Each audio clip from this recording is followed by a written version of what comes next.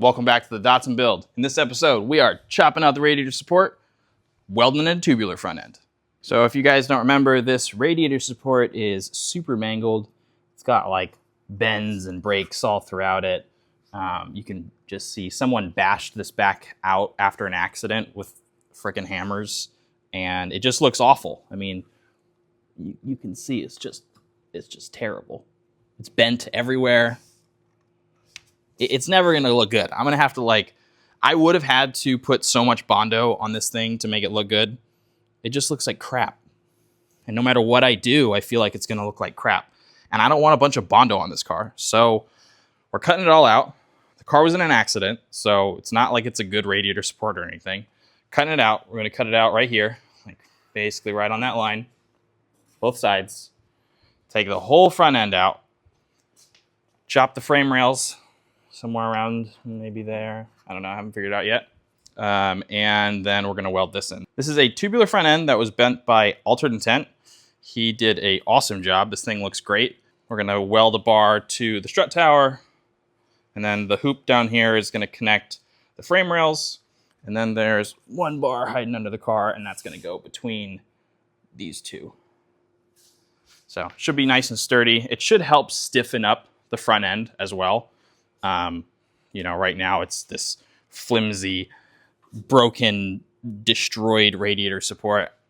This thing is just going to crumple under this power. So, yeah, get rid of it, welding the tubular front end, stiffening up the front.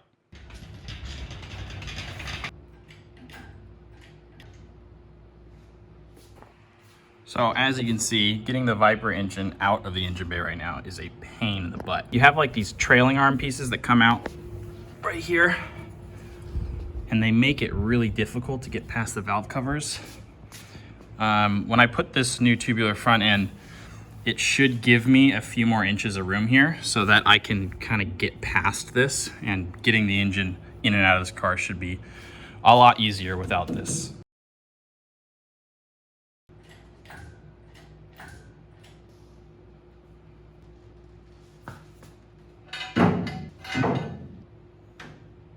By the way, this is my Jimmy rigged crane. I got my 20-pound counterbalance zip tied to the back of this square tubing that is ran through the the centerpiece of the engine hoist. This is what happens when you move to Texas. You just become a redneck. Nothing you can do about it. All right, so I have the car level. I'm using 2 of the same jack stands in the front, 2 of the same in the rear, both set at the same levels, and then I shimmed the front jack stands to get it nice and level. That way, when I'm installing and cutting into all of this and welding in the new tubular front, that, we're at least pretty dang close to straight. I tied like 5 knots, thinking that was gonna save me.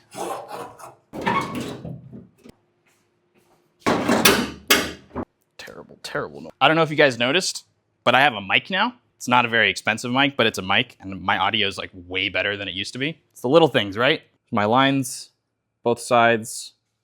I'm actually gonna follow this. It's pretty close to that line I drew, but no reason that I'm taking out this kind of like support in here. So I'm just gonna cut right here. That should land me about 1/4 of an inch up. And then I'm just gonna follow this line all the way up on both sides. And then for this, I'm actually gonna cut here. I can always cut more off later, but I don't wanna cut it off yet, just until I for sure know how I'm gonna mount the fenders, because the fenders, they sit on this, on both sides. This side you can see it better, because the fender sits here, here, here, here, and then here. And that's what gives the fender support.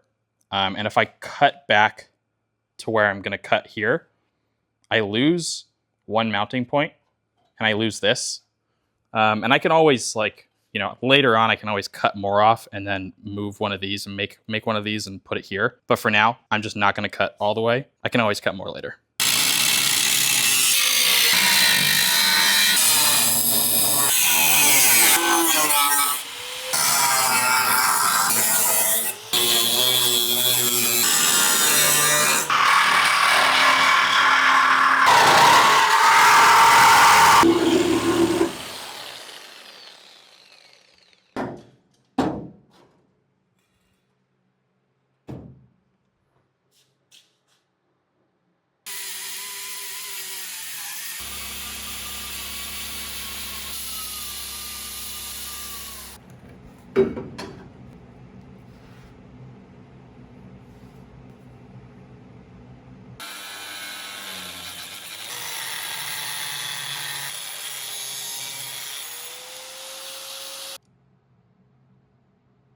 All right, I got both these plates cut. They just plop right onto here. Then I got everything cleaned up. So now we're going to weld the plates on and install the hoop after that.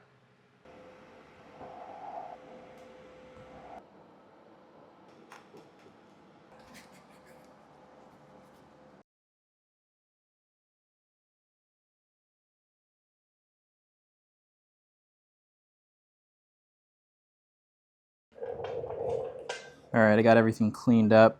It's looking really nice.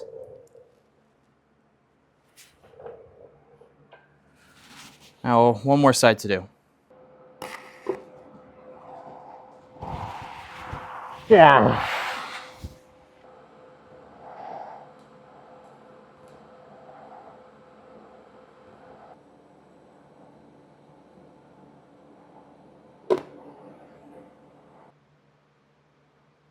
Everything is welded and cleaned up on the frame. This is just loosely placed here. I got it mocked up nicely. Everything's level. Fits real good.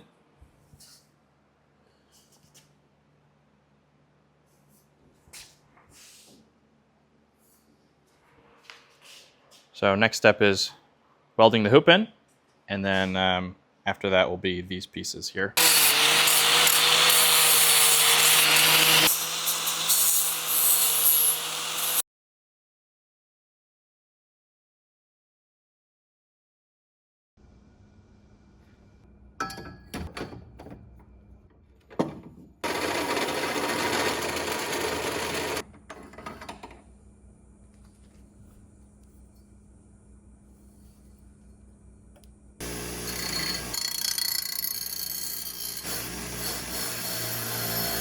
So I 3D printed this tube notcher. These are just leftover welding rods, and it just fits right over the pole. And then you push it into wherever you want, so that way you can get a really nice close piece for your weld.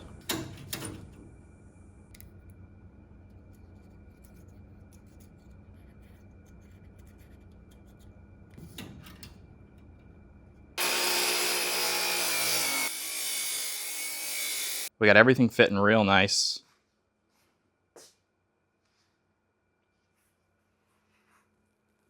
Nice and level.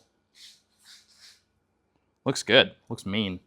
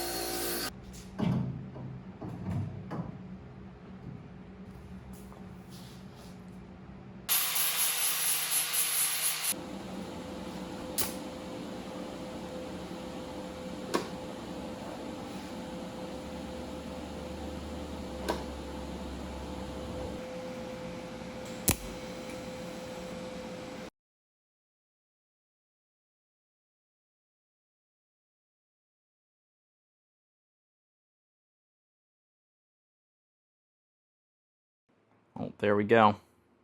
Fully welded in.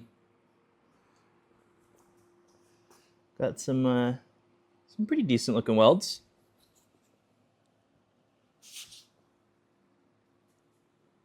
I'm not a master TIG welder, but they'll definitely do the trick. I think it looks pretty dang cool.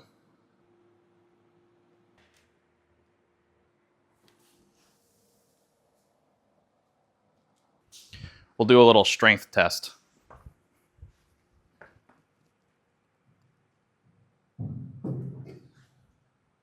Solid. Well, that is it, guys. Hopefully the car doesn't explode when the engine goes in. We'll see how trusty these welds are. The strength test was proof something, right? All right, well, that's it for this episode. I'm not really sure what's going on in the next one. Maybe roll cage, maybe some sanding and some priming. I got to plumb stuff. I have to put a fuel cell in. I have to get the engine mounted. I have to cut the firewall a little bit to fit the engine. A lot of stuff. Yeah, lots of stuff. I'm missing, that's 5% of the things I need to do. So there'll be a lot more videos coming soon.